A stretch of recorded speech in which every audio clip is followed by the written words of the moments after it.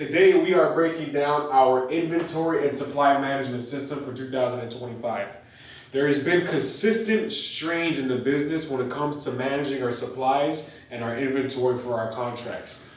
And it has to stop because it puts a strain on me, it puts a strain on the business, and it's just not a good workflow. So this is going to solve that problem. This is multifaceted. We have two different parts, actually three. We have the inventory side, we have the supply side, and we have the management side of all of this.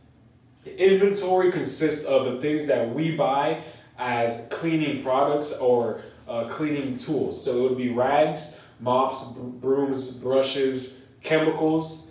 We want to have this all sectioned out, perhaps on a Google Sheet, to see exactly what it is we have at a current time. So when we do our site audits, we know we have 3 gallons of something, and 3 gallons of this, 5 gallons of that, whatever it is. And on the next visit, if we don't have that, then we know we need to restock.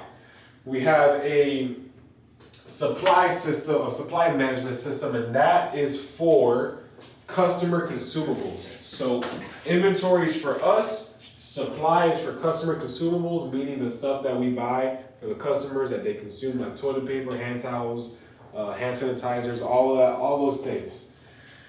The tracking side is what is most important to us because it gives us data.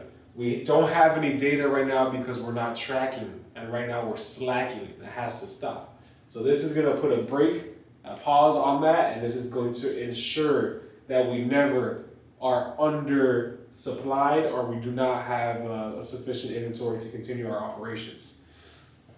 The way that we're going to break this down, we already sat and thought about it for a couple hours, and using a pre-made software doesn't work for us. It's just not tailored to what we want. The only way to do that would be creating our own app for that. We don't got the fucking money for that right now.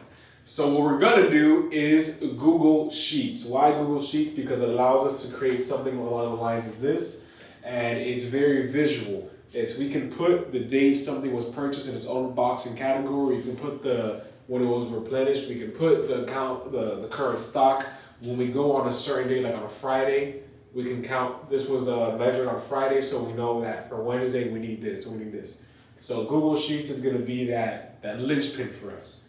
Same thing for supply. It's all gonna be on the same process. And now Kevin is gonna break down. This is all the rough draft. You're gonna watch us make this into the final form. Kevin's gonna take the wheel and show us what you got, big dog. Yes, yes, yes, yes. Say yes to every single opportunity out there, everybody, because you never know when's your lucky day, and today we're getting closer to that lucky day. So check it out. Google Sheets. Why Google Sheets? Isn't it rudimentary? Isn't it like very manual? Yes, it is. But there's a pro. You've been using it for a while, and softwares have two things that are going against this. One, there's a learning period, and two, they cost money. So Google Sheets, sticking to it, but we're gonna make it better. Now, as Jonathan explained, inventory is things that we buy to prepare for contracts. These are chemicals, these are tools, one-time costs, and then repeated costs. And then supplies, same thing, repeated costs. We're gonna follow a framework similar to this. So watch me work through it. Items, right? This is specifically for inventory. What's the item that we use for inventory? Degreaser. Okay, how do we make this the most efficient thing possible so that we avoid a cleaner calling us saying, "Oye papi, where's my chemical? I can't clean today. There's no chemical." I'm like, we gotta stop what we're doing. Maybe we're eating out, doing something. That's gonna mess up the whole day. So, boom, minimum amount of chemical that we need for the job to be completed. Minimum. And there's a maximum, because you can't really, why are you gonna buy 10 gallons of degreaser when you're gonna run through 10 gallons in a year, right? It just doesn't make sense. So, minimum, maximum. For degreaser, and as well for all the other chemicals, we're just gonna keep it very simple. Minimum of 1 chemical, and then a maximum of 3. When we see that the minimum is at 1, then we restock. Pretty simple, but hey, this is the example. So let's say I show up. I want to pause right here real quick and do a little preface. The way we run our current system right now is through weekly reviews. We do this twice a week, once on Wednesday and another time on Sunday. So Sunday, which is the end of the week and the start of the new week, we will go to each contract and actually report on what we see. So if on a Sunday we go and we see, hey, degreaser, it's at 275. 275, 2.75, it's almost to the top. We barely use any. We're not gonna restock. When was the last time that we restocked it? That is something that's important because the whole purpose of this is to get data. Why data for something so simple? Why can't you just run it on your head? Well, I'll explain to you right now. If you want to build something where you no longer have to be in the day-to-day, you actually need to have reports and systems built out. If you do not, then you're just going to be stuck running around with things in your mind. And what happens when you run around with things in your mind? Things get lost.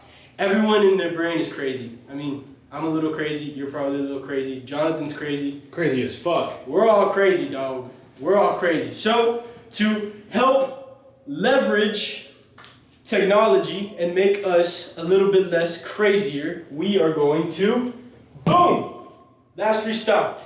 And boom, when do we need it? Current max minimum. This is what we'll be following for the inventory. Now, for consumables, the framework's gonna be a little different because consumables get auto drawed, auto bought. They get auto bought every 2 weeks. So every 2 weeks, we're replacing consumables because these things get used. What are consumables?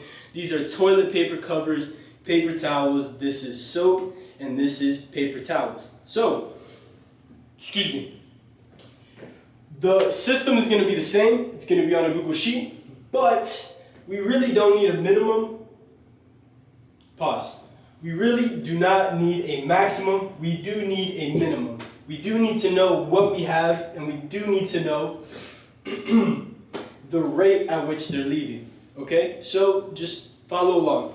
The minimum, we run into contracts where we restock every 2 weeks, but in the bi-weekly period that we restock, one contract there was like 3 people that week that were just going ham on the paper towels. And the next thing you know, we get a call 1.5 weeks in, and they're saying, yo, we're about to run out of paper towels. Then we have to run and find some paper towels. So we need a minimum. Most of these contracts, they're on an auto pay basis, and if you go ahead and you charge them, they're gonna notice and they're gonna say, yo, why are you charging me a lot more for this? Like, why? Well, we're gonna start talking to our contracts because we want to avoid this as much as possible. So we'll go and we'll present to them, hey, look, we've noticed some occasions we end up running out because the materials are just ran through in the bi-weekly process and we have nothing to actually stop it from happening. We have no materials on site besides the ones we automatically get. So we need to build reserves, minimum that we always have, okay? That's just a framework. We'll go deeper into it once we actually draw it up.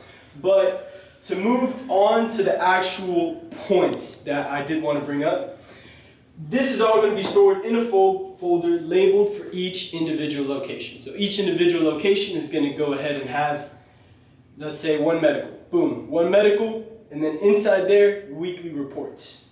Along with weekly reports, we're going to mention when we restock and quarterly reports. If you're gonna go hard, go all the way, right? We need to go have weekly, sir. And we need to have quarterly and yearly, but we're not there yet. Quarterly.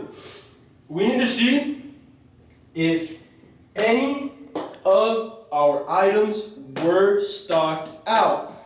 That is a horrible situation that we want to have, that we don't want to happen. So we need to track it. Because once we hit that number for 0 and it happens consistently, 0, dude, we're doing great, okay? So how many restocks did we do and the cost per location? This is gonna be on an individual item basis. So back to this example, degreaser, did we have any stockouts in this quarter? How many times did we restock? what was the cost for this quarter on the amount of degreaser we bought for this location. So this is what I have so far. We're gonna build the rest out and just put some magic on the board. Yes, sir. All right. Just as Kevin was explaining, this is the general outlook for our supply and inventory management system. There is a couple things that we are yet to tweak, but this is the overall picture.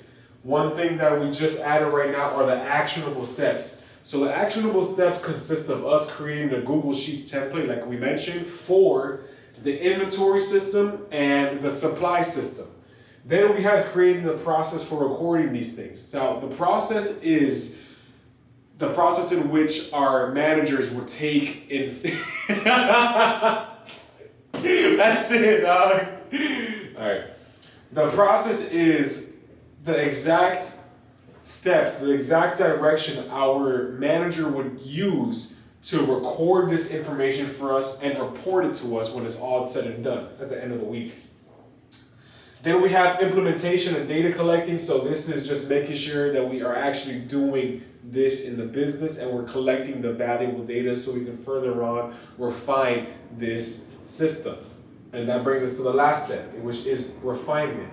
All of this has to be refined. It has to be conceptualized in a way that it runs efficiently and there's not too much hiccups. We understand that doing it this way is manual labor. It is manual intensive, but that's the way it's going to have to be for now. This is the first version of the system actually on pen and paper, and every first version of something is always fucked up. And this is no different. If there's anything that we can do different, let us know.